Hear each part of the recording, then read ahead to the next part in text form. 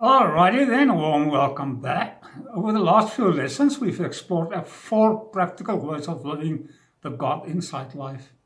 We've learned to think as God by seeing life through possibility rather than limitation.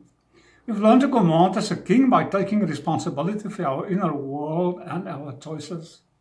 We've discovered what it means to play as a child, rediscovering joy, curiosity, wonder, and trust. Today, in lesson 6, we come to our fourth and final pillar, live as a millionaire. Now, when people hear the word millionaire, they usually think about money. But that's not what we're talking about here. Of course, there's nothing wrong with financial prosperity. In fact, I believe it's a blessing to be able to provide well for ourselves, our families, and to be generous towards others. But true abundance is much bigger than what's in a bank account. A person can be financially wealthy and still feel empty, still live in fear, still believe there's never enough. On the other hand, someone can experience deep peace, meaningful relationships, purpose, good health, gratitude, and generosity. That person is living a rich life. One of the biggest differences between scarcity and abundance is where we place our attention. Scarcity asks, what's missing?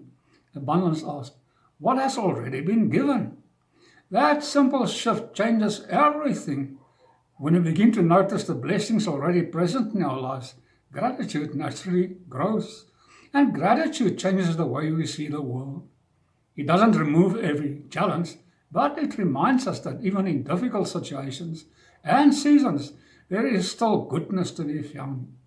Another characteristic of an abundant life is generosity, not just with money, but with encouragement, with kindness, with our time, our attention, our wisdom, our compassion. The more we give from a grateful heart, the more we discover that life isn't about holding on, it's about participating. Living as a millionaire, my dear friend, also means becoming a wise steward. Whatever God has entrusted you, your gifts, your relationships, your opportunities, your resources, use them well. Not simply for your own benefit, but to bless the lives of others. Because in the end, abundance isn't measured by what we accumulate, it's been measured by what flows through us. As you work through today's lesson, I encourage you to ask yourself, where am I already rich? And how can I use what I've been given to make a difference in someone else's life? Today marks the completion of the four pillars of embodiment.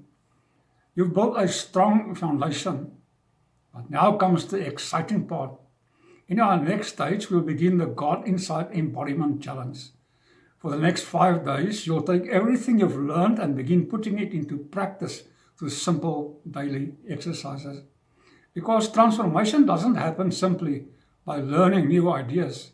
It happens by living them. Before you move on to the embodiment challenge, take some time to reflect on the questions and do your daily embodiment practice. That's where the real power lies. Thank you for walking me through these lessons. I'm looking forward to continuing the journey with you. I'll see you in the embodiment challenge. And in the meantime, have huge amounts of fun.